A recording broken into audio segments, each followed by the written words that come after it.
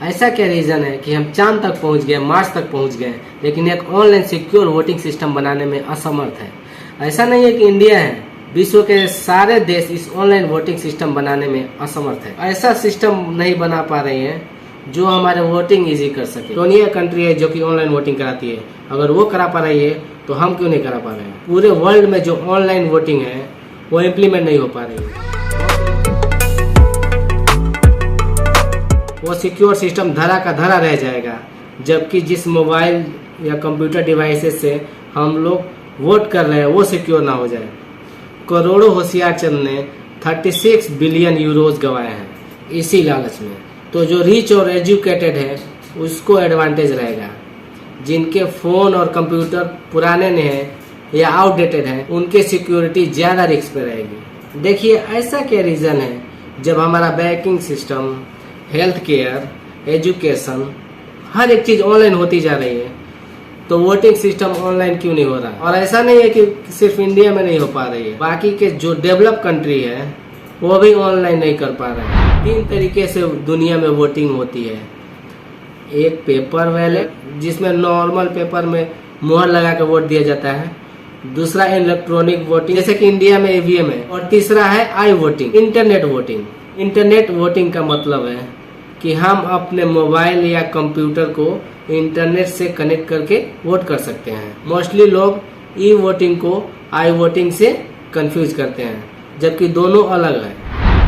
इससे पहले कि हम आगे बढ़ें, पहले तो ये डिस्कस करते हैं कि आई वोटिंग चाहिए ही क्यों, इसकी ज़रूरत है भी या कि नहीं। 2019 में लोकसभा इलेक्शन में 60,000 करोड़ रुपए लगे थे। इसको अगर हम पर कंस्टिट्यूएंसी से डिवाइड करें, 700 रुपये पर वोट का खर्चा हुआ था।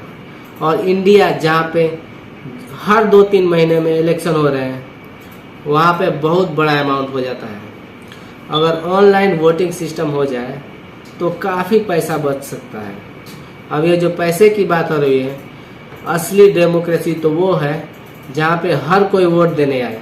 आज की डेट में 67% वोटिंग हो जाती है तो एक रिकॉर्ड बन जाती है, क्योंकि वोटिंग का जो प्रोसेस है वो बहुत ही कॉम्प्लिकेटेड है। वहीं अगर हम ऑनलाइन वोटिंग हो जाए तो जो डिफरेंटली एबल्ड लोग हैं उनके लिए भी कितनी आसानी हो जाएगी।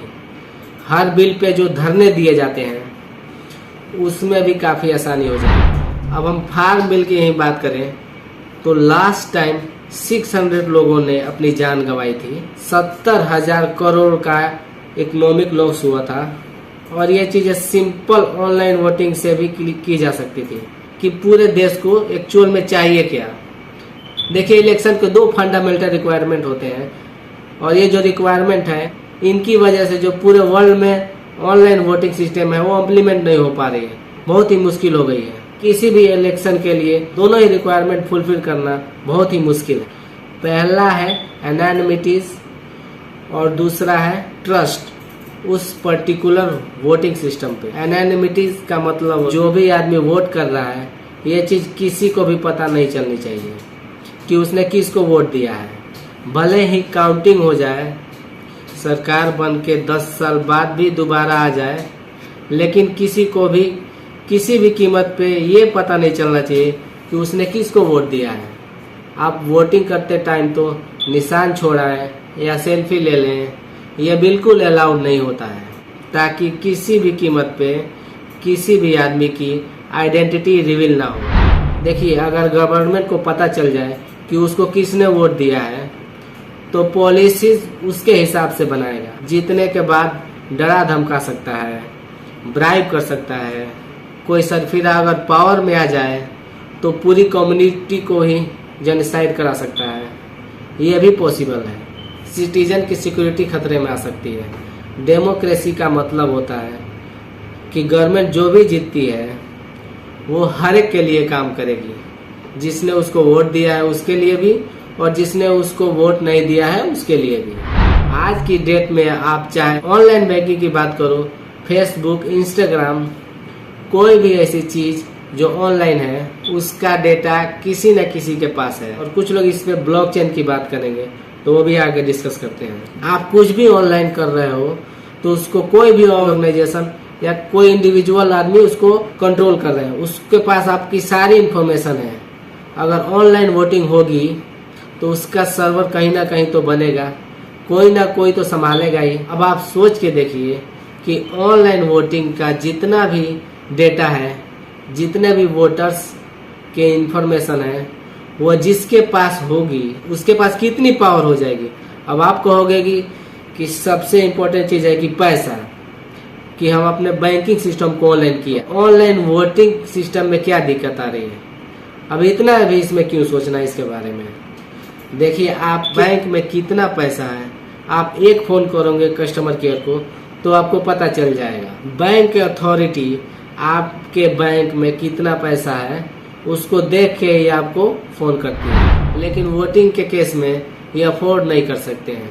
अभी जो करंट सिस्टम है उसमें आप किसको वोट दिया ये किसी को नहीं पता चल सकता है। हाँ, ये हमारी गवर्नमेंट को पता होता है कि उसको किसने वोट दिया है और किसने नहीं दिया है। गवर्नमेंट बस अंदाज़ा लगाती है कि इन्होंने हमें वोट दिया या नहीं दिया। उस अंदाजे की वजह से कई कम्युनिटीज़ को नुकसान हो रहा है। आप एक बार सोच कर देखिए, अगर पूरा एग्जैक्ट डेटा इनको पता चल जाए तो ये लोग चुन चुन के बदला लेंगे।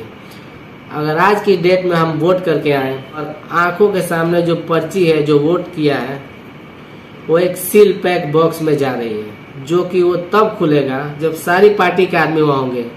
भले ही घपला कर ले, नंबर बढ़ा ले, बैलेट बॉक्स चुरा ले, लेकिन इतना मुझे ट्रस्ट है कि मैंने किसको वोट दिया है ये लोग पता नहीं कर पाएंगे। तभी हमें ऐसी व्यूज सुनने को मिलती है कि घर में 10 लोग थे, उन्हें 5 ही वोट मिले।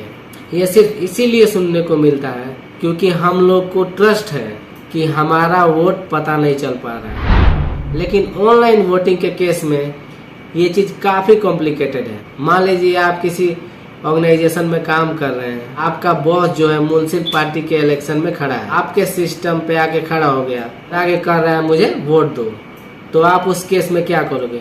आपको वोट करना पड़ेगा। तो उतनी ट्रांसपेरेंसी नहीं है। ऑनलाइन इलेक्शंस के पूरे स्ट्रक्चर को और ऑथेंटिक बनाने के लिए रिसर्चेज, डेटा साइंस और मशीन लर्निंग का यूज काफ़ी यूनिक तरीके से कर रहे हैं ताकि ये सिस्टम परफेक्टली इम्प्लीमेंट हो जाए।